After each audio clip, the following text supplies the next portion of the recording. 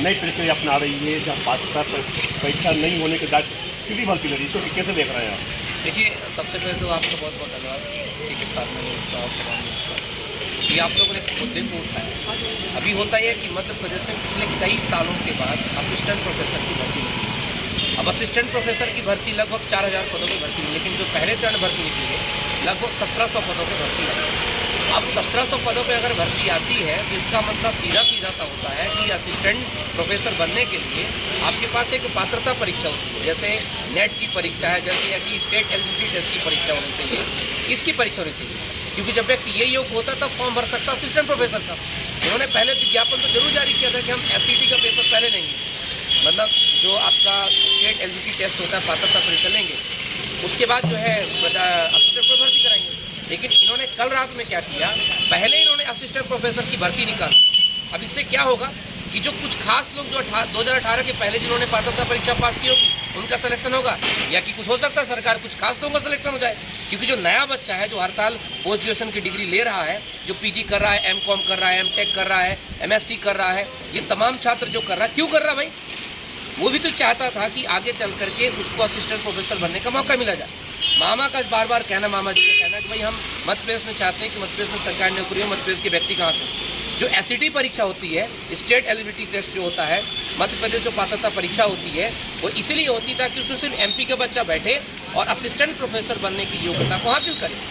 लेकिन जब उसकी परीक्षा ही पहले नहीं करवाओगे और आप पहले परीक्षा असिस्टेंट प्रोफेसर करा लोगे तो बच्चा फॉर्म ही नहीं भर पाएगा। इस मुद्दे को लेकर के जो आपने इस मुद्दे को उठाया, और अभी इस मुद्दे को लेकर CM आवास में भी जाएंगे और उच्च शिक्षा मंत्री के पास भी जाएंगे, सामान्य प्रशासन मंत्री के पास भी जाएंगे, और हो सके तो MPPSC का घेराव भी करेंगे और बताएंगे कि ये जो आप बिना सोचे समझे रात में जो भी मन करती है आप लोग नोटिफिकेशन निकाल देते हैं। अरे कम से कम अपने ही नोटिफिकेशन को तो चेक कर सकते हो कि हमने पहले कौन सा नोटिफिकेशन दिया है। ये हमारा मुद्दा। आपने कहीं ना कहीं शासन प्रशासन की जो कार्यप्रणाली सवाल उठा दिया। इस शासन कार्यप्रणाली पर सवाल उठाना मेरा दायित्व है। मेरे टैक्स से, इस पूरे प्रदेश के टैक्स से, देश के टैक्स से सरकार चलती है, और जब सरकार चलती है तो असली राजा कौन है? जनता है ना। जनता टैक्स देती तब इनको सैलरी आती। तो शासन प्रशासन पर सवाल भी उठाएंगे, पूछेंगे भी, आलोचना भी करेंगे, आंदोलन भी करेंगे, जो करेंगे हम लोग, लेकिन कानून के दायरे में रह के करेंगे। ये तो हमारा हक है ना सर। प्रदेश में जो मुखिया है प्रदेश को बार बार कह रहा है कि हमारे प्रदेश में रोजगार की कोई कमी नहीं है, कौशल की कोई कमी नहीं है, लेकिन वहीं आप जो है बराबर उन पर जो है निशान साध रहे हैं। ये मैंने कब कहा कि रोजगार की कमी है? ना तो प्रदेश में रोजगार की कमी है, ना प्रदेश में संसाधन कमी है, पर दो तो अरे घर में तुम बांध रखे हो, घर में आटा का बोरी तुम पैक कर रखे हो, बाहर भिखारी उतरे लोग खड़े हुए हैं कि रोटी दे दो, तो तुम कह रहे हो मेरे घर के अंदर बहुत सारे आटे की बोरियां पड़ी है, उससे क्या हो जाएगा?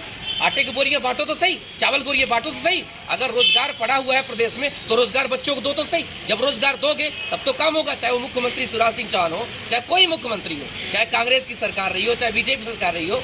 नंबर 1 का इनको बेहतर लफंडरगिरी ज्यादा करनी इनको, और कुछ नहीं। ड्रामा दिखाना इनको क्या कि हम जो है ये बड़ी अच्छी चीज कर रहे हैं। मतलब प्रधानमंत्री उद्यम योजना में 50 लाख किसी को लोन नहीं देंगे, लेकिन 50 करोड़ का क्या कर देंगे? प्रचार कर देंगे कि हमने इतने लोन दे देंगे। इनके पास जाओ, उनके पास जाओ तो 50 डॉक्यूमेंट मांग लेंगे आपसे, ये डॉक्यूमेंट लाओ, वो डॉक्यूमेंट लाओ। रोजगार नहीं रहा, एक व्यक्ति को नहीं। रोजगार किसको देना है? जो नेता मंत्री के साला के चाचू के चीची के चाचा लगता हो। सामान्य व्यक्ति जाके एक लोन दिखा दे मुझे, बैंक इनका खुद ही भगा देगा इनको। किस बात की आप बात कर रहे हैं? हम कह तो रहे हैं अच्छी मंशा रखिए, रोजगार दीजिए। मध्य प्रदेश में पिछले 5 साल से एक भर्ती ना हो रही है, एक ज्वाइनिंग नहीं हो रही है। मेरे समझ आता कि शासन को कौन चला कौन रहा है? जब ना तो एक कांस्टेबल भरा जा रहा है, ना एक SDM भरा जा रहा है, तो शासन को मेरे समझ चला कौन रहा है? मंत्री चला रहे हैं, एजेंट चला रहे हैं, दलाल चला रहे हैं, अरे चला कौन रहा है? आपने अभी हेड कांस्टेबल की बात की। आपने अभी पिछले संज्ञान में आया था कि महिलाओं की भर्ती हुई थी, उसमें उनके नंबर जो थे, जो कट ऑफ रखा था, उसके ऊपर आने वाली भर्ती नहीं पाई थी। ये मध्य प्रदेश है। मध्य प्रदेश में शासन प्रशासन से ऊपर कुछ अधिकारी बैठ जाते हैं और उनको रात में कुछ भी होश आता है तो कुछ भी टाइम का टीप कर देते हैं। मध्य प्रदेश में जिस पुलिस भर्ती की बात कर रहे हैं, उस पुलिस भर्ती के अंदर जाके देखेंगे, उसके नियम पढ़ेंगे तो आपको लगेगा कि किस पागल व्यक्ति ने बना दिए, इस प्रकार के नियम बनाए। वो कहते हैं कि आधे लोगों को हम रिजर्वेशन पहले देंगे, आधे लोग रिजर्वेशन सिलेक्शन के बाद देंगे। अरे क्या मतलब, क्या बना रखे हो भाई? अगर मैं किसी व्यक्ति को यो तो ये कहना के बाद करे कि ये आपको दिख रहा है, ये प्रथम तल में आए बिना सीधे तुम तीसरे तल में चले जाओ। जब तुम तीसरे तल में जाओगे तब तुम्हें हम चढ़ने की सीढ़ी देंगे। अरे पगलाइट होगी क्या हुई? अरे सिंपल है, कोई भी पढ़ा लिखा व्यक्ति ये समझता है अगर मैं रिजर्वेशन दूंगा तो सबको समान दूंगा, नहीं दूंगा तो किसी को नहीं दूंगा। जब जिसकी मर्जी आती है वैसे नियम बना देता है। उनको लगता है कोई जनता कुछ कह नहीं रही है।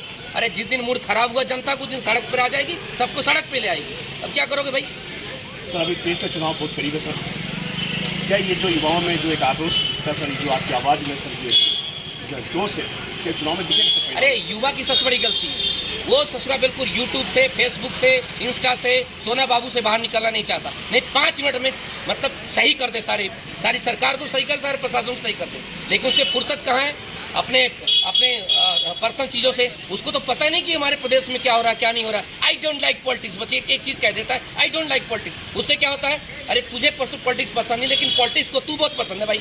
हर बार जब घोषणा पत्र होता है युवाओं को देंगे सम्मान, युवा स्वाभिमान योजना, युवा अभिमान योजना, जाओ बरेदी बनो, जाओ भैंस चराओ, 2 भैंस देंगे तुम्हें, ये स्वाभिमान तुम्हारे किया जाता है। इसमें युवा की गलती है। ये वो युवा मतलब आज इतना अच्छा सोशल मीडिया का क्षेत्र है जहाँ पर युवा मिल करके सरकार को चने चबा सकते हैं अच्छे खासे। मतलब वो कभी अंग्रेजों का समय था जब ना तो सोशल मीडिया था ना कुछ था, तब भी वो कुछ क्रांतिकारी गुट मिलकर के अंग्रेजों के नींद आराम कर दिए थे। पता नहीं अब कहाँ गए युवा, सो कहाँ रहे, घुसे कहाँ? मुझे तो युवा दिखते ही नहीं है, ये मुझे बीमार दिखते हैं मोबाइल में इधर चलते, तो ये भी नहीं देख पाते कि हम किस कॉलोनी से निकल गए। समझ रहे हैं आप? नहीं तो ये जिस दिन समझ जाए, ठीक ठाक हो जाए, ये चने क्या सरकार किस से मस न करे इनको, लेकिन नहीं, हमें क्या करना, पूर्ण अंधभक्ति करनी है। आप एक बात बताइए, आप कोई मंत्री आता है तो ये जी हुजूर कौन करता है? युवा करता है। इंकलाब जिंदाबाद के झंडे कौन लेके चलता है? वही चलता है। भैया साहब फलाना साहब ढंग का युवा करता है। अब बताओ कौन सा बुढ़ाऊ आके करता है? आखिरकार युवा को ही काट रहा है।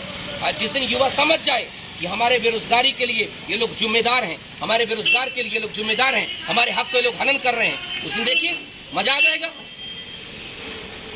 Thank you so much sir, thank you so much.